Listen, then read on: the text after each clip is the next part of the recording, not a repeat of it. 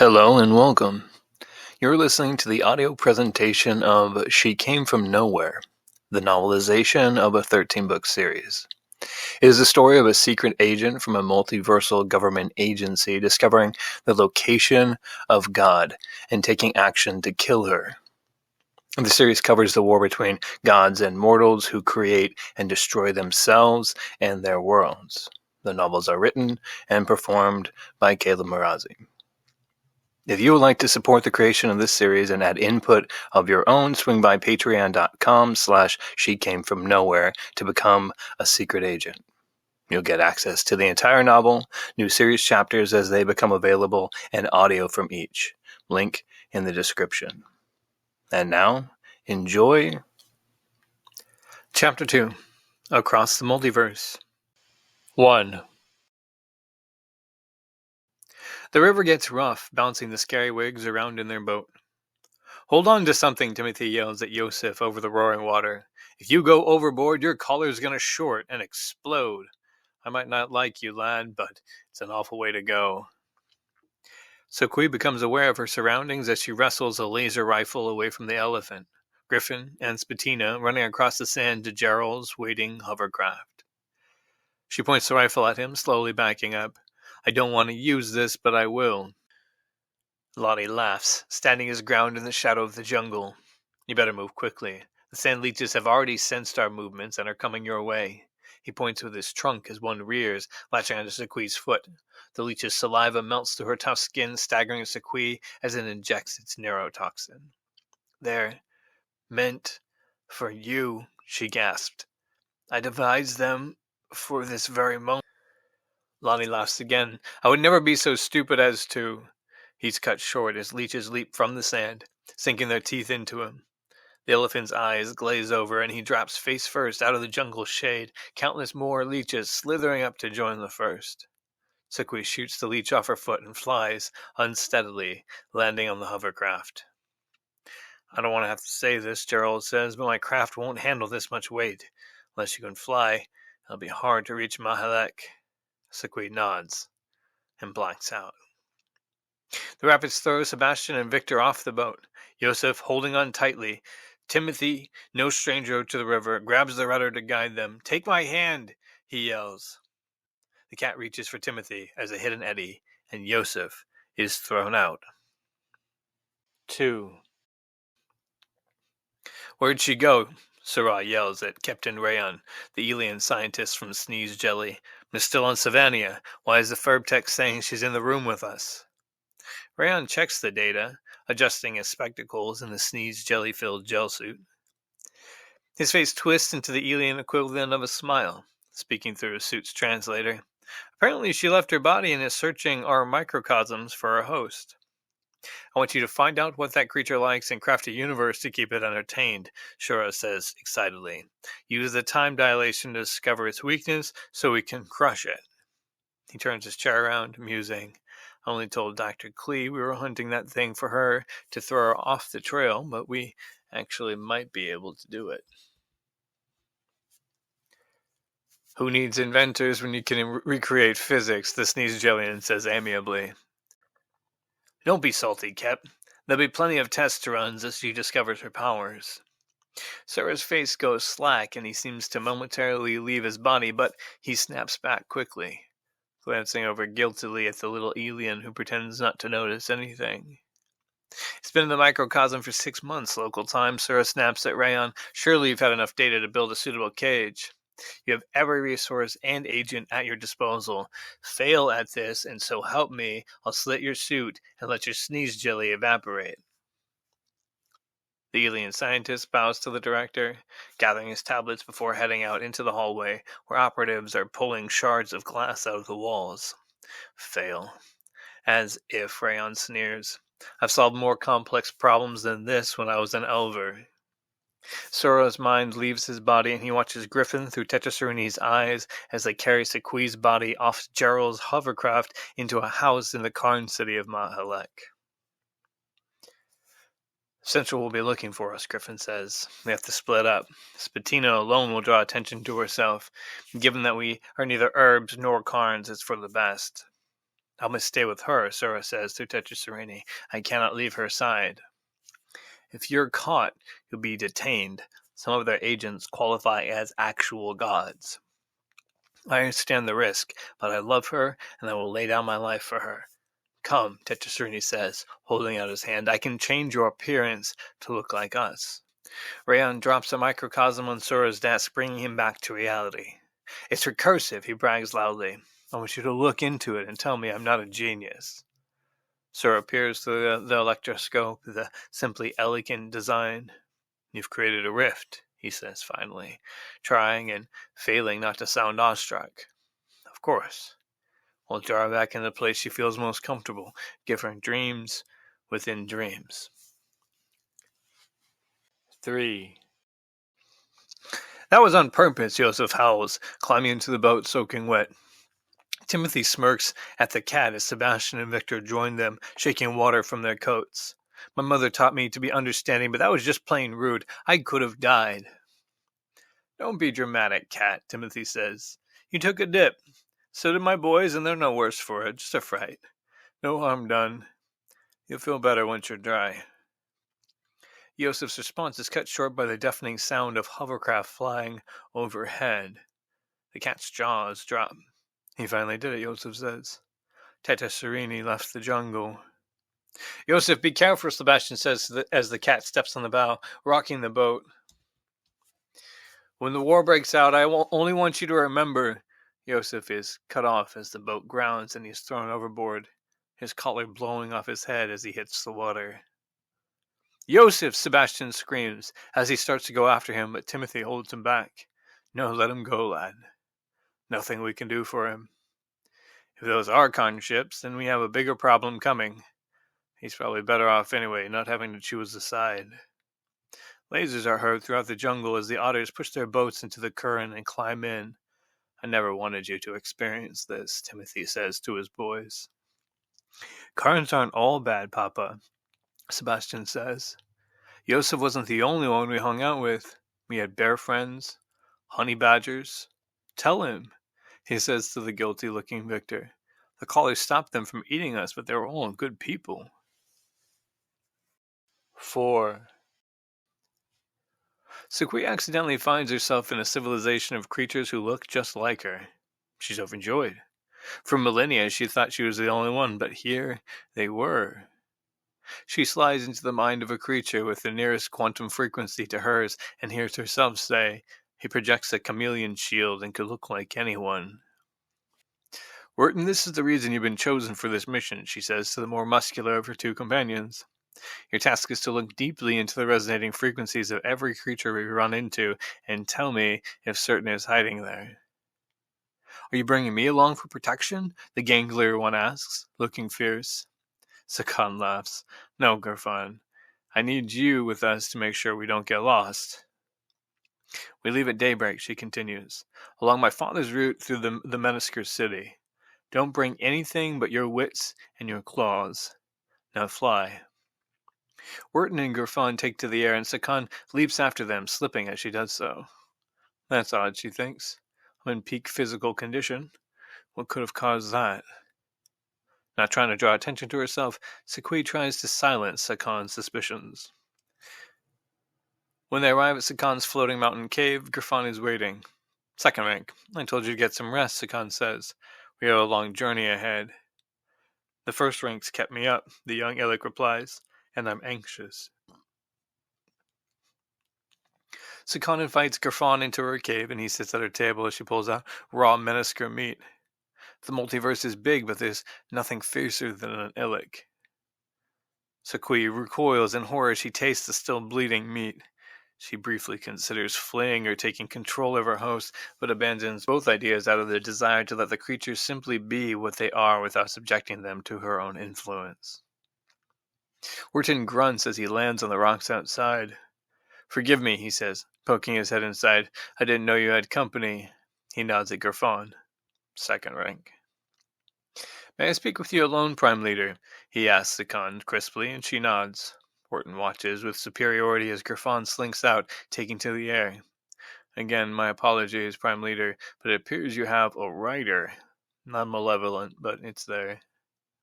Fierce Illick gets close to Sakan, looking directly into Sukui's eyes. If you want, I can draw it out and kill it here, he says calmly, as if talking about the weather. Leave it, Sakan says. I sensed it was there as well, and so far it's not been an intrusion. I want to see what it's planning to do before we make any rash decisions. But the mission prime leader, Wharton begins, but Sakan cuts him off. She may be here because of the mission. The multiverse is a strange place, First Rank, seemingly chaotic to the uninformed, but nothing happens by accident or chance. If she's able to rest in my quanta, I'm going to view her as some type of protector. Wharton doesn't relax, and Sakan laughs. Yes, it could just be her talking through me, but I'll tell you what. If she does anything to interfere with our mission, rip her out. At daybreak, Sakan steps out of the cave to find Wharton curled up by the entrance. I told you to go and get some rest, First Rank, she says. We have a long journey. I don't sleep much, he says. Forgive me. I wanted to ensure that you are okay. When Gerfan arrived, the three of them dive from the floating mountain. Sakan trips as she leaps, her wings unable to catch as she tumbles to the ground far below. If you kill me, everything will be destroyed, she says to Sakui. Gerfan and Wharton tuck their wings in to keep up with Sakan hurtling toward the earth. They pull up at the last second, staying conscious under an amazing amount of force. That's what I'm talking about, Gerfan shouts, leaping with joy after they land. Wharton glares at him before turning to Sakan. Are you okay, Prime Leader? Nothing we can't handle, Sakan says, with more confidence than she feels. Gerfan, locate the nearest entrance to the underground city and the quickest route there. Gerfan sniffs, measuring the quanta, and Wharton says, say the word, and it's gone. Stopping my uncle before he devises a way to destroy the multiverse is our prime objective. Anything else will have to come second to that unless it opposes us. I'm not your enemy, Sakui whispers quietly to Sakan. We are after the same goal. I'm here to help any way I can. Forgive my intrusion. I've never had a friend. 5. A tall thin man in a suit breaks through the wall of the house where Spatina sings to Sakui. I want you to move away from the creature, he says. I'm going to end it. Without hesitating, Spatina whips her head at him, her horns catching and hurling the man back out of the hole he entered through. She laughs at herself, surprised. I didn't know that I had it in me, she whispers to Sakui. You see, I'm fierce like you. The thin man slowly claps his hands as he's lifted back onto his feet by an invisible force. Yes, bravo, well done, you're very brave. Now, the stones from the wall raise around him. Give me what I came for, or make me take it from you. Their choice. The thin man laughs as the debris flies at Spatina. She grabs Sakui's arms, trying to drag her unconscious body out of the room, while still trying to avoid her being pelted. The thin man approaches, rubble whizzing by him without touching him. I should tell you, I'm doing this because I was told to. It makes zero sense to me. He extends his arms, fingers curling as he strains against a huge, invisible force. The walls and ceiling bend toward him, groaning before they crumble inward, crushing Spatina and Sakui beneath them. Shame, he says, but mess with the best. The thin man slips through the shocked Karns who gather in the street to marvel at the destruction. No one could have survived that, they whisper to each other, but beneath the stones, under Sakui's wings, Spatina clears her throat to start singing. Bullets ricochet off the pavement as the thin man rounds a corner. You didn't want to wait for me, he says to the black woman with the assault rifle for an arm. You waste too much time playing around, she snorts. My way is much simpler. That's why we make such excellent partners, Pamela, my darling, he laughs. She rolls her eyes, moving cautiously to where she had fired, the thin man behind. Pamela touches her face as they move into the darkness, eyes emitting a beam of light following her gaze. She puts a finger to her ear. The dingo is gone. Our agent is a wolf. I should have handled that differently, Spatina says to Sakui. I'm not usually like that. With some negotiation, he may have let us go. She sighs, the boulders pinning them down. It felt good, though, and if we're dying, at least we're going together. Of course it's dead, the thin man scoffs. He unlocks an ancient door, and they step into a bright hallway that stretches infinitely in both directions. I'm Terrence Gottlieb. 6. As they near Tonga, the Skywigs hear the entire city being overrun by bloodthirsty Karns. Horrific screams pierce the night, terrifying Sebastian, and he flees into the jungle. He's ashamed of his reaction, but his instincts told him he didn't want to die.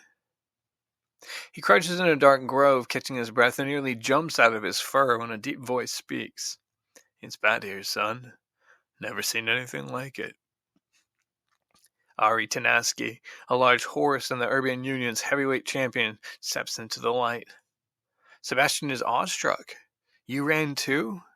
But you grappled Karns all the time. If anyone could stand up to them, it'd be you." The otter suddenly felt less bad for being afraid. Ari smiles. "Those were all fair fights. This is war. They tasted blood and it's driving them mad. Tomorrow they'll regret what they're doing, but tonight we gotta look out for each other. I know a place where we'll be safe until all this blows over. You coming?" Griffin, Tetraserini, and Gerald dig through the rubble, looking exhausted. "It's just a matter of time before they send more agents after us," Griffin says. "They're tracking us. I don't know how, but they are, and changing me into a wolf hasn't helped." His Furbtech chirps and he pauses to pet it before moving to keep it safe. "Those things are so cute. I don't know what it is about them. I'd have a dozen of them if I could." The dingo chants a jungle song and the trio's tiredness melts away. They start hefting huge boulders like they're paperweights. They hear Spatina singing inside the rock pile and Gerald shouts to her, "We've almost got you, my calf. Your king is coming." Ellen Grovely watches through the eyes of Griffin's Furbtech as Gerald cradles Spatina, Tetraserini pulling Sequi out to safety. Griffin holds the device, smiling at it. The men's bring Sura up on another screen. "We've still got trouble on Savannah, boss." 7. Tetraserini stands guard as Griffin picks the lock of an ancient door until a fat man and a round-headed dolphin open it. "We don't want to hurt you," she says. "Join us." Sequi stays slumped against the tower as Tetraserini howls, flaming dingo skulls screaming from the skies onto the agent. The fat man dives, rolling behind a crumbling wall, while drawing his gun in one trained motion, and the dolphin leaps, twirling through the firestorm toward Tetraserini, the flames shining off her scaled armor as she spins, drawing her sword from its sheath. She lands with her blade at the dingo's throat. Ellen Grobley, Keptian Rayon, and Sura sit in the VR chamber watching the Furbtech feed from Savannah. "If we keep showing them our hand little by little, they're going to start figuring out our weakness," she says. "I say squash them or let them be." "Patience, my mans," the alien gurgles through his voice box. "We're learning just as much from them as they are from us, and we've got the technology to put it to use." They watch as the wolf drags Sequi through the ancient doorway into the bright hallway inside, and the fat man fires balls of light at them. The light expands, dissolving the stones of the tower around the door. Debris rains onto the flagstones as the tower leans dangerously. "Get him, Walter," Sura yells. "I want you to kill the traitor." "Sir, that's one of our men," Rayon says cautiously. "We should bring him back in, eraser him, and retrofit. Bureau policy. He may be confused, but he's a big investment."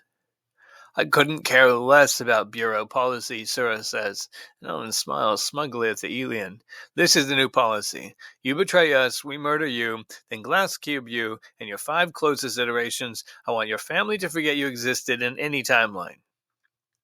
Spatina grabs the fat man as she sings, giving Griffin the strength to carry Sequi through the door. He comes back for his Furbtech. "Griffin, go!" the giraffe yells. Griffin dives to the door, slamming behind him as a boulder smashes to the flagstone blocking the entrance. He stands over Sequi in the infinitely long hallway, catching his breath. "I want you to know we'll be okay. I've been running all my life." Deep in the jungle, Ari leads Sebastian to what looks like an ordinary shack, but once inside, the otter realizes it's filled with the most amazing technology he's ever seen. "Be careful touching anything," the horse says. "I've only been briefed on a few things." "What is this place?" Sebastian asks, completely awestruck. "Are you a secret agent?" Ari laughs. "Kind of. Here," he says, powering on a world book. "This may help." Sarah Kay bursts into the VR chamber with an urn. "He's dead. We've confirmed his quantum signature. An agent's been murdered, and you're obsessing over a creature. Lejimir, a Jelvin from Ahael, stumbles drunkenly toward a telepad. Commuters push past him, disappearing on the pad. He scans his glove and arrives in a lobby of his ancestral family skyscraper, finding a wolf and a winged creature. He grunts. Sora rises, buttoning his blazer as he glides to Sarah Kay. My darling, this creature caused your guardian angel's death, which is the reason why it must be stopped. In fact, he continues, simply by sending agents after it, I've become a target myself. Threats on my life. I've locked myself inside with no one but my most trusted. Ellen rises unsteadily to her feet, as if experiencing her body for the first time, and Sora whips around, although she hasn't made a sound. I found you, brother, she says in a voice not her own. Please, I want you to cease your mad plans of destruction. Sora's face contorts as he speaks in snarls of an ancient dark tongue, and Ellen falls to the ground spasming, her native tongue breaking through the translator as she groans in pain. The CIB director turns to Sarah Kay. I guess I'm not as safe here as I thought.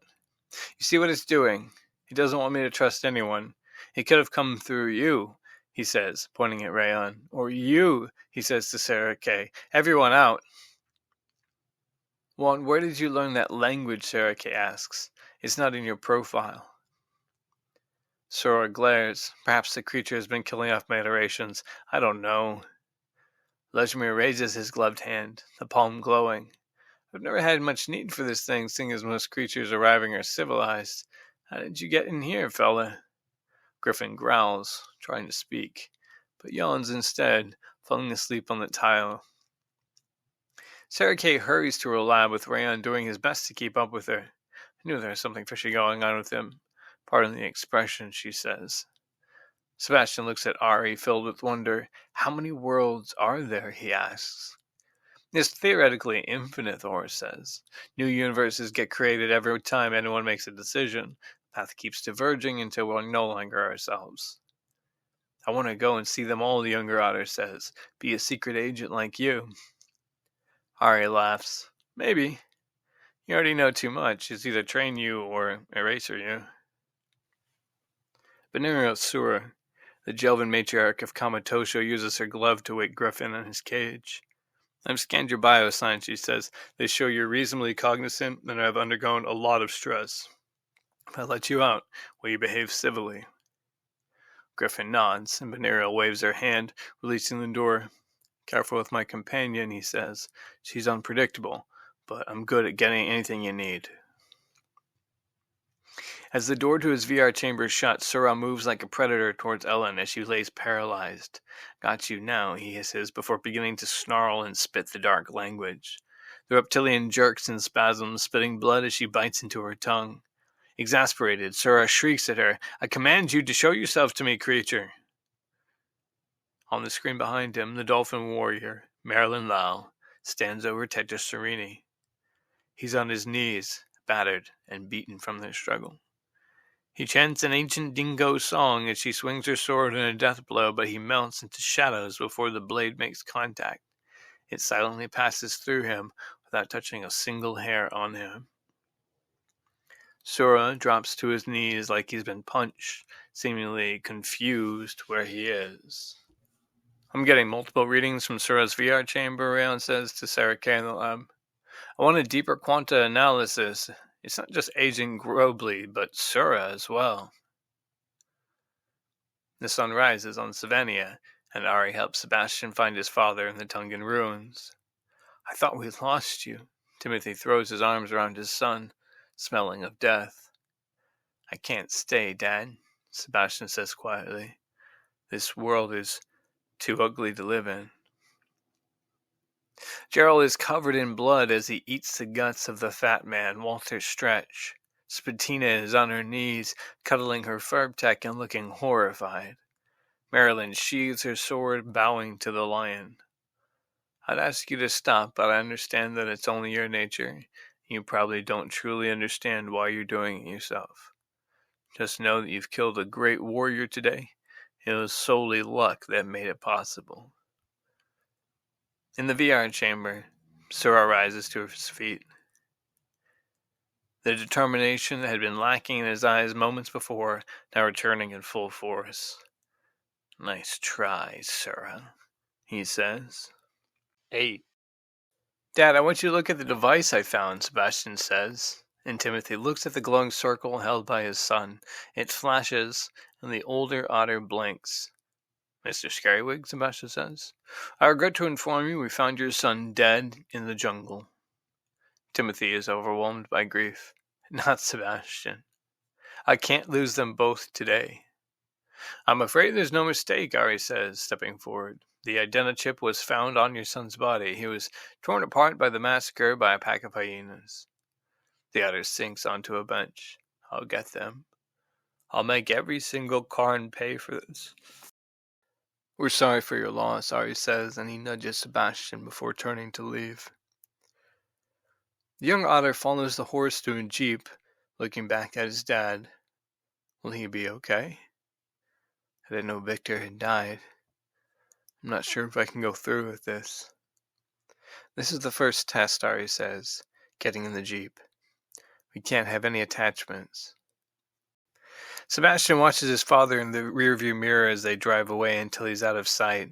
The pain of the loss of his entire family sits like a hard knot in his stomach, making him wish he could go back and be a consolation, but he knows that this is what he has to do. He has to find Tetraserini, and he has to bring peace back to Savania.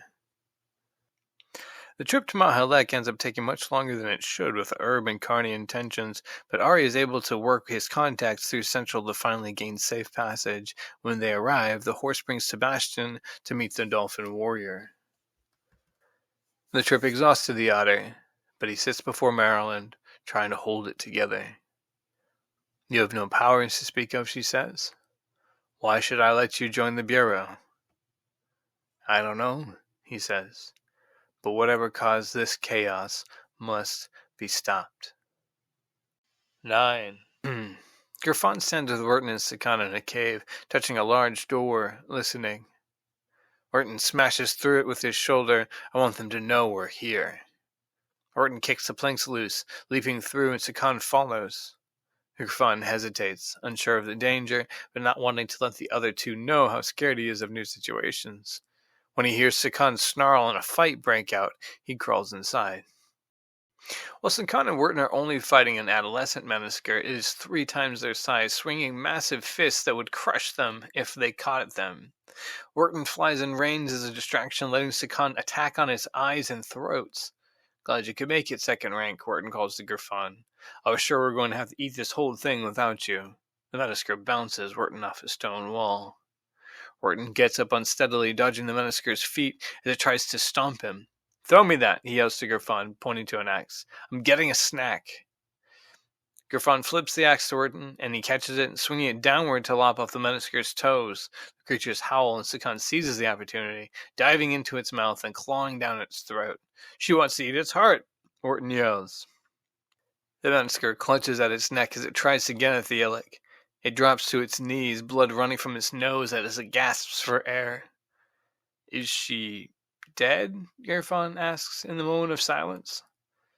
Before Wharton can answer, Sakan bursts from the Menisker's chest. Blood splashes the Illics as they leap away, the Menisker crashing onto its back.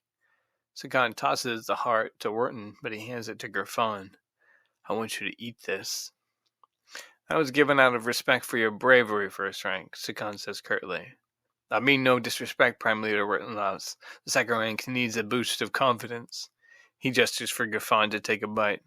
You know the old saying, no one can succeed if one can't fly.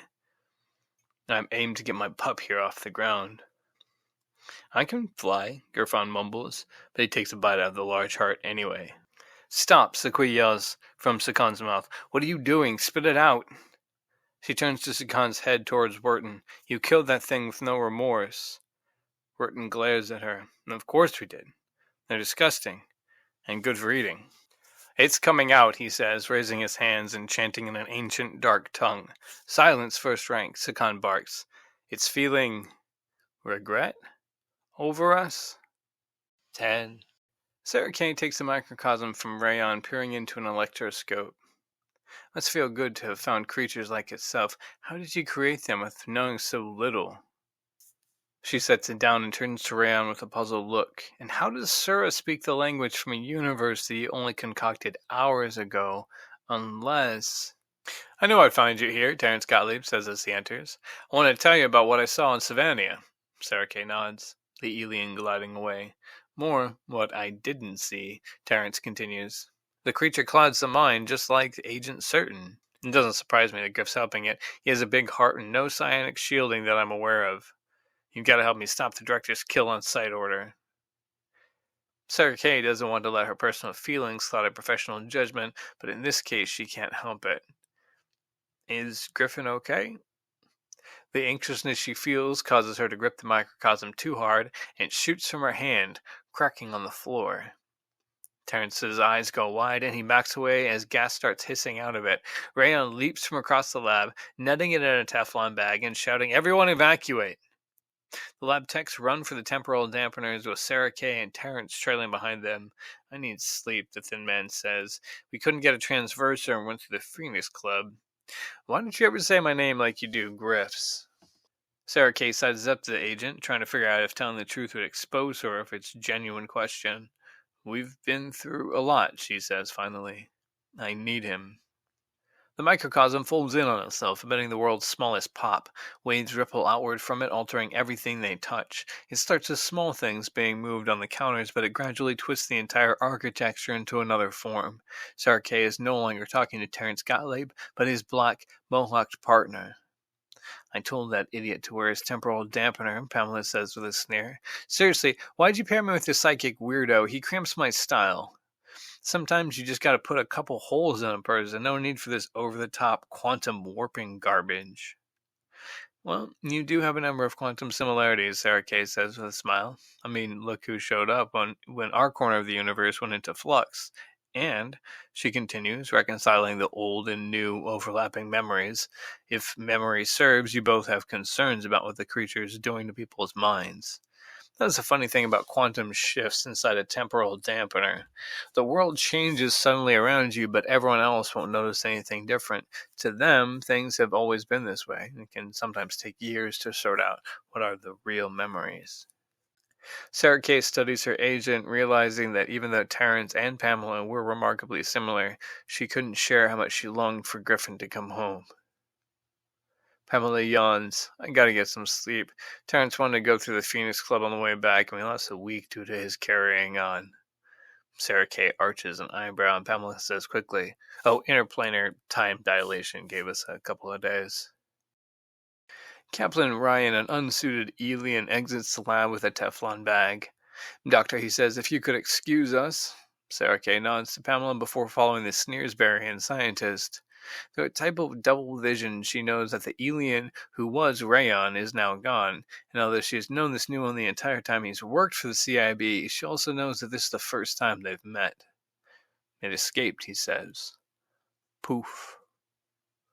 Sarah Kay holds the cracked microcosm, knowing the worlds that were inside are now real and always existed.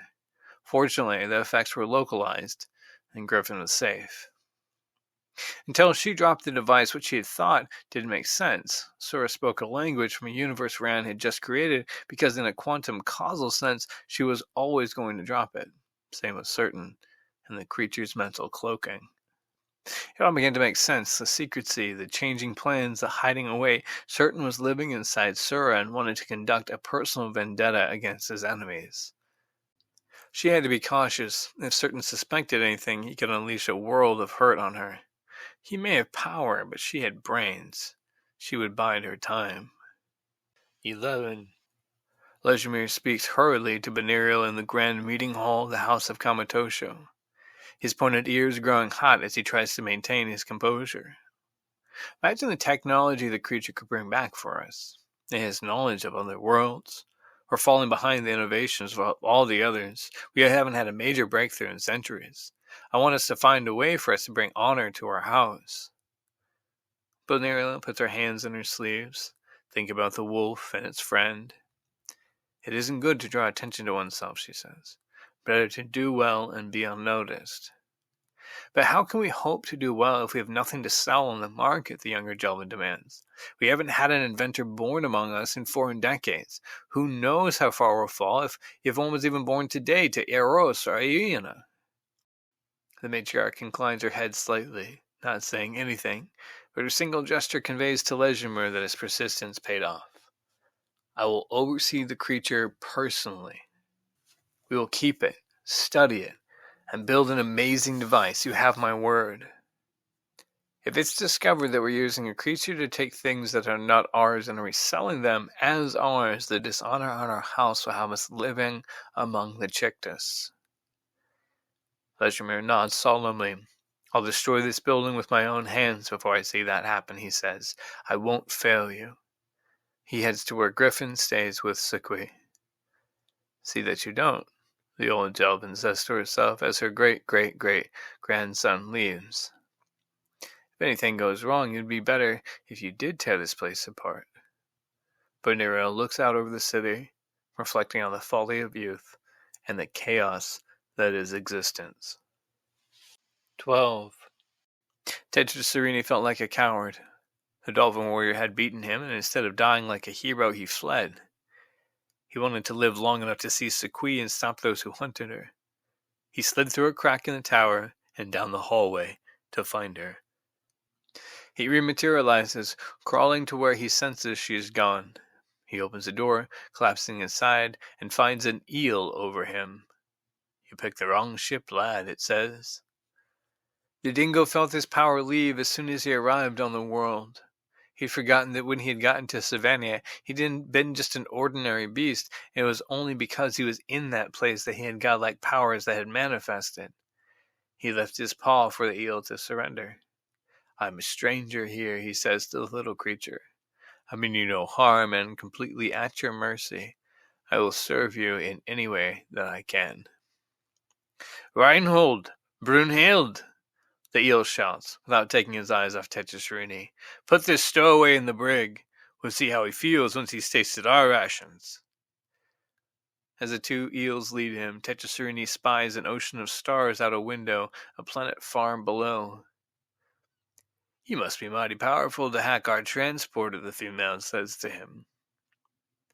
The dingo soon discovers what type of ship it was and why the eels had been so cautious about his appearance. Though he didn't want to become a pirate, he found he had a certain knack for finding hidden compartments on the ships they boarded. They soon trusted him like their own, giving him access to the transporter and high-tech plunder to run raids. It was his life until Captain Rayan drunkenly told him the transporter code that opened into a hallway, and Tetraserini knew he had to escape. When everyone passed out, he gathered his belongings, heading to the transporter. Brunhild stops him. You want to leave this behind, Fuzz? You're good luck for us. You've ever been in love? Tetraserini asks. I thought I was long past it. Everything I'd ever known had passed me by as they lived and died. I was eternal. I grew used to it. I comforted myself with the fact that I'd watched over the planet and its people. I loved them all without personally being connected to any of them. Then I met a creature that would change my entire perspective. I could see that she was watching over all the universes and yet intimately connected to every single creature on every one of them. She knew me who hadn't truly been seen by anyone in centuries. So yes, I have to find her. The female eel doesn't hesitate. We gotta get moving then, she says. Rayan can drink like a fish, but even a plum coral can't keep him down for long. He'll be furious. Tetraserini types the coordinates in the terminal and moves to the glowing archway. You're letting the prisoner escape, the captain yells drunkenly. The dingo turns to see the eel lurching toward him, sword drawn, but everything disappears in a flash. 13. Through the eyes of Sakan, Sequi can see the path their father took through the city. I want you to drop what you're eating and follow me, she says to the Elix. Wirt notices the shift in his leader's voice. You're not in charge here. You fear what you don't know, the Imogen says calmly, and think your isolation is safety, but I've experienced total aloneness, and I know the true beauty of diversity. Both the Elix are stunned. I am your leader now, Sukui continues, and I've got places to be, so take that axe and cut through this door. She points to the metal door. And it's locked and I can't be bothered with finding a key. Orton does what he is told. I've allowed you to run wild for long enough. I'm here to show you how to live your purpose. Orton's chopping disturbs the lizard men who crawl out of the shadows. Prime Leader, Girfon says. I'm not trying to be rude. Sukui looks at the lizards, listening intently as they speak to each other. Norton stops chopping. He lets out a primal yell, raising the axe, but Sukui turns, barking at him, "Stop! The more violence you allow in your universe, the more it will continue existing." "They're just Uller, Prime Leader," Norton exclaims, but he continues to hold still. Sukui leaps out of bed with a snarl, lunging at the wolf, who sits in a chair beside her. "Sukui, it's me. It's Griffin," he shouts. She stops just short of slashing his throat. She looks around at the decadent bedroom she's in. The dream's feeling so real. A thin creature with pointy ears enters, raising his gloved hand toward her, and Sukui falls back again. The creature says to Griffin, "My ancestor opened the doorway for us."